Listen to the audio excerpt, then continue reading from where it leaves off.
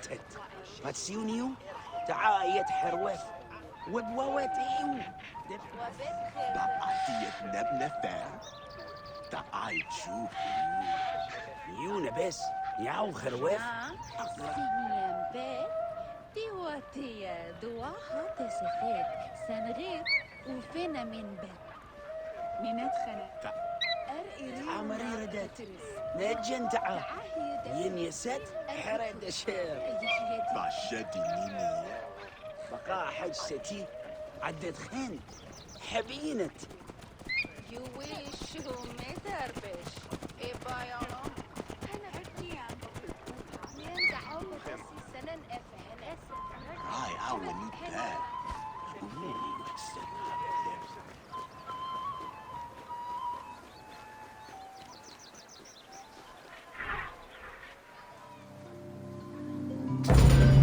Welcome to Temples and Priests.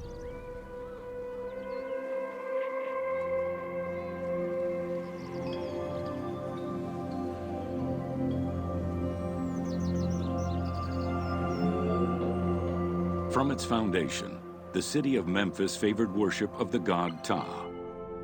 The main temple of Ptah was known as Hutkaptah, meaning Palace of the Ka of Ptah.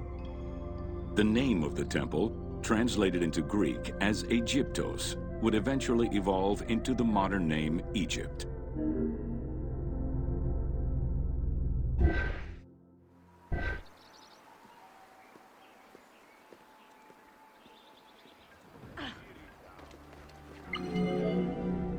Temples were the center of religious, political, and economic life in ancient Egypt.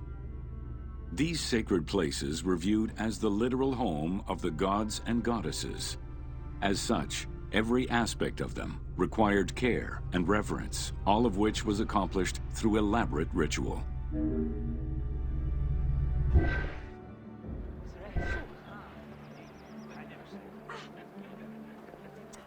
هم حتب نفر ورد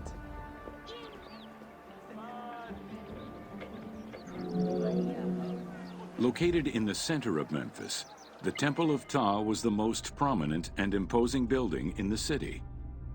The long walkway leading toward the temple, known as the Dromos, was guarded by rows of sphinxes. The entire sacred area was designed to keep the statue of the god protected, deep within the sacred enclosures that surrounded it.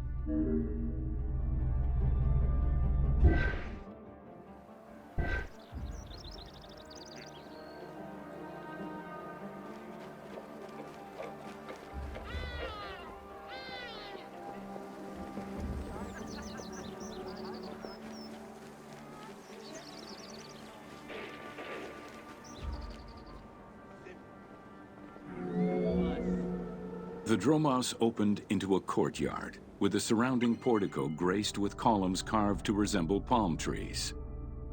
During special festivals, the general population was allowed to enter this location, but under no circumstances would they be allowed into the sacred spaces beyond the courtyard.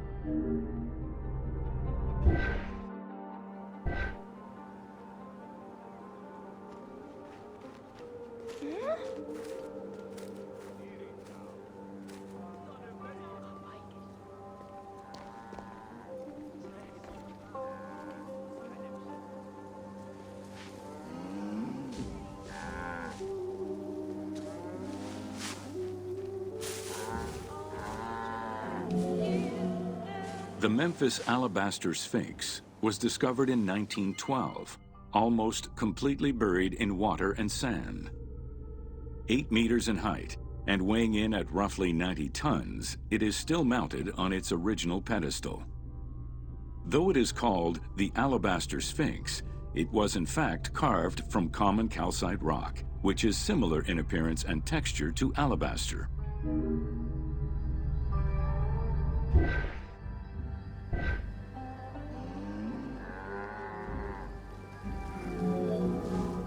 Erosion has destroyed the original engravings, making it difficult to determine when it was created. Egyptologists believe that its facial likeness resembles Amenhotep II, and so it could have been sculpted somewhere between 1700 and 1400 BCE. It is believed that this monument once stood outside of the Temple of Ptah and was integrated into subsequent extensions to the complex.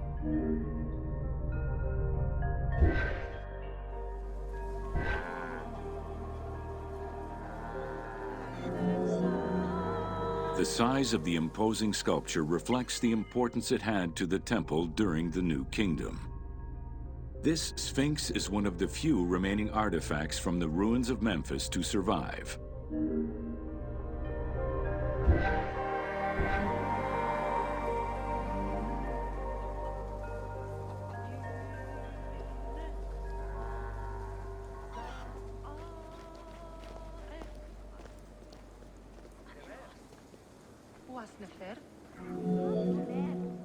In Egyptian culture, some animals were associated with gods, while others were considered to be living gods. The Apis bull was believed to be a divine entity. The earliest mention of the Apis bull in ancient Egypt goes back as far as the first Egyptian dynasty.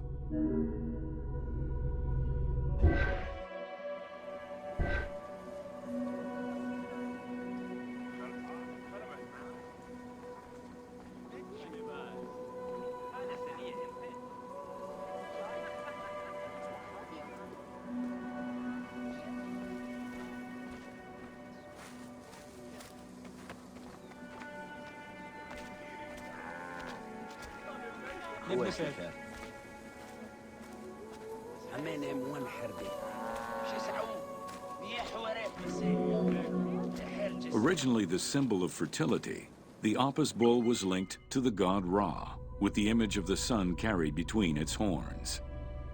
Later it was associated with Osiris, the ruler of the underworld, thus becoming the funerary divinity Osorapis. During the 18th dynasty in Memphis, the Apis bull's association with the city's deity earned it the title Herald of Ptah. The Apis bull was so revered that even Alexander the Great, upon his arrival in Memphis, gave honor to Apis.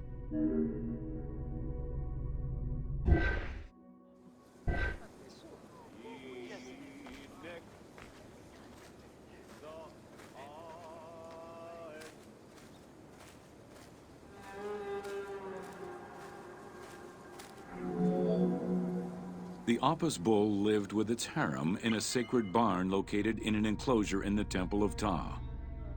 Each bull bore 29 signs representative of its divinity. Among them, the bull had an eagle-shaped mark on its back, a double tail hair, and a scarab-shaped mark under the tongue. The signs were intended to correspond with the lunar cycle. After its death, Egyptians would search for its reincarnated form among the livestock.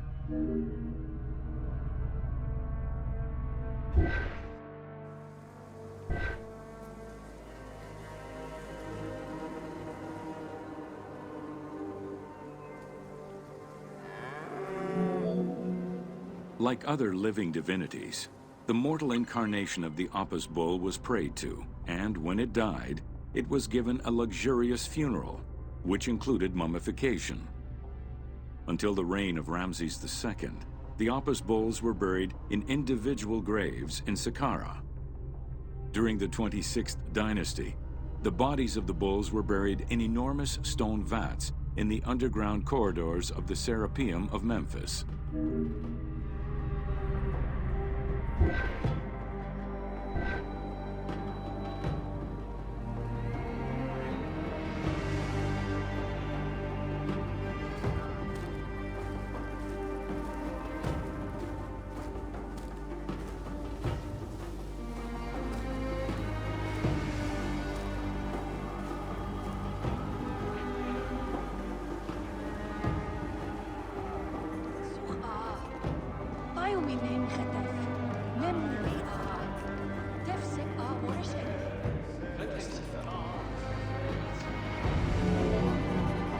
Ancient Egyptians believed that temple rituals were essential to maintain order in the cosmos and allow communication between humans and gods.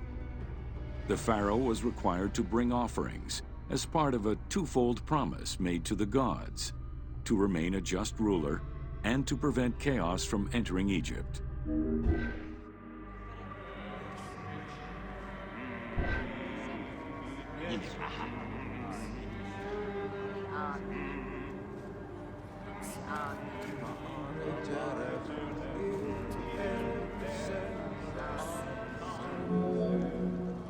Details of the ceremonies found on temple walls provide a thorough overview of the stages of the daily ritual. Performed 3 times a day to mirror human mealtimes, each step of the highly symbolic ceremony was accompanied by specific recitations, many of which referred to mythical events.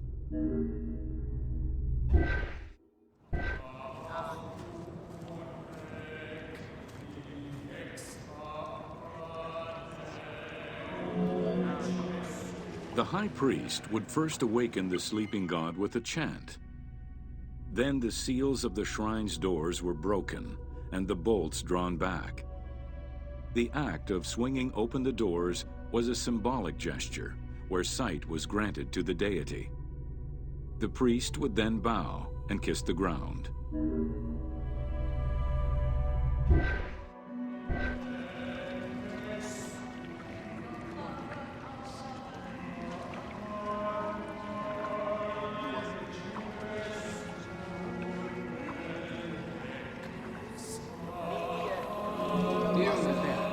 The god was then washed with incense-infused water and its mouth rinsed with mineral salts.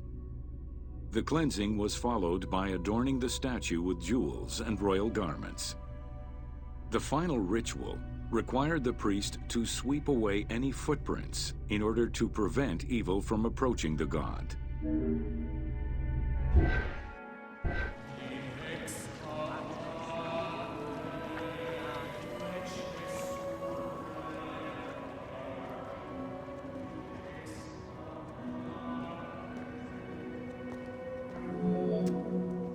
Heredity was the primary source of new recruits. Rarely was an outsider allowed this position. At the top of the temple hierarchy was the high priest. Each temple dedicated to a god had at least one high priest devoted to its care and service. During the Ptolemaic dynasty, one family held the position of high priest in Memphis for almost 300 years.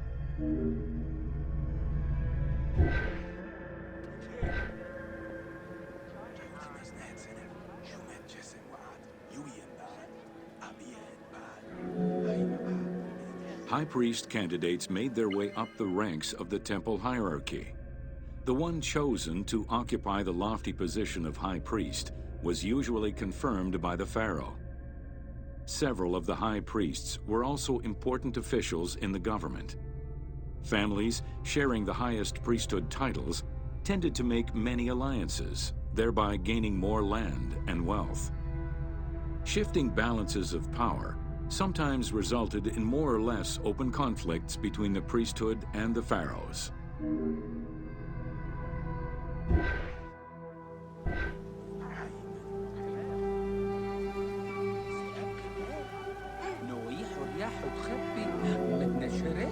In the 21st dynasty, Thebes became the capital of an almost entirely theocratic government. The city was headed by king priests who spoke and governed in the name of the god Amun, in open opposition to the ruling pharaohs. These king priests caused a massive decentralization of power, known as the Third Intermediate Period.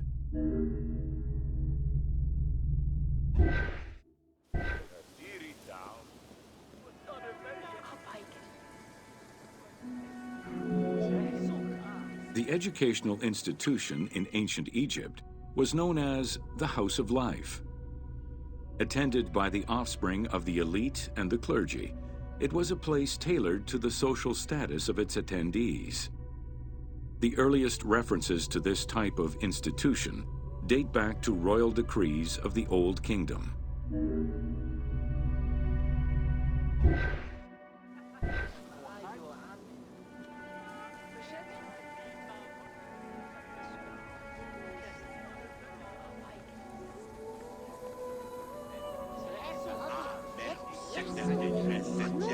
Only two known centers have been uncovered, one in the abandoned city of Akhetaten, and one at the temple of Ramses II on the west bank of Thebes. Inscriptions uncovered in those locations mention the names and titles of people who were connected with the House of Life, such as a chief physician and many scribes. It is presumed that by the late kingdom, every temple had a House of Life.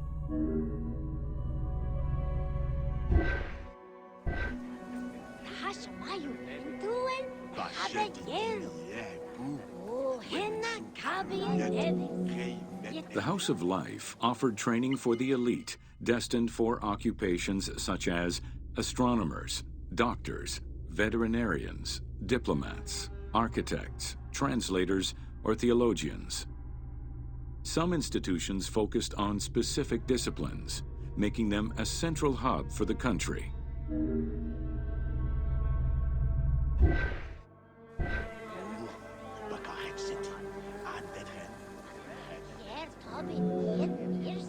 Not limited to instruction for young students, the House of Life was a source of reference for many scholars, with rooms dedicated to papyri of many disciplines. Because papyri were preserved there, the Greco-Romans referred to the House of Life as a library.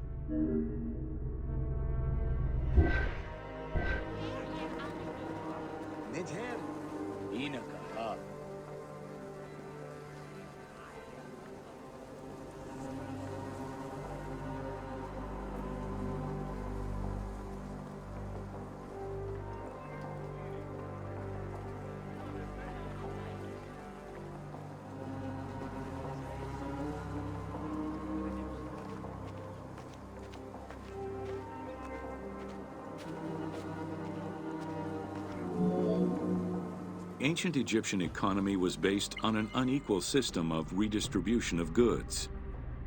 The state of Egypt collected the crops, and the temples distributed them throughout the provinces. Since the only people capable of counting and ensuring a fair redistribution were the educated scribes, this meant that the temples played a pivotal role in this process.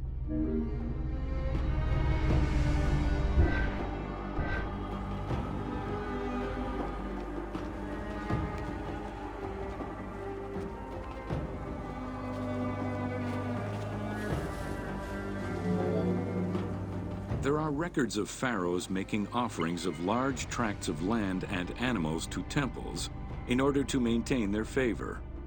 Ramses III offered generous gifts to the Temple of Amun in Karnak in such a manner.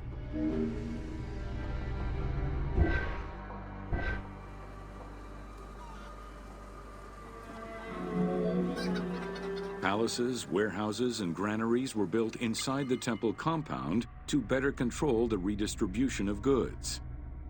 The size of the recorded numbers of goods, combined with every other function filled by temples, only serves to confirm their might as economic, religious, and political centers of power within Egypt.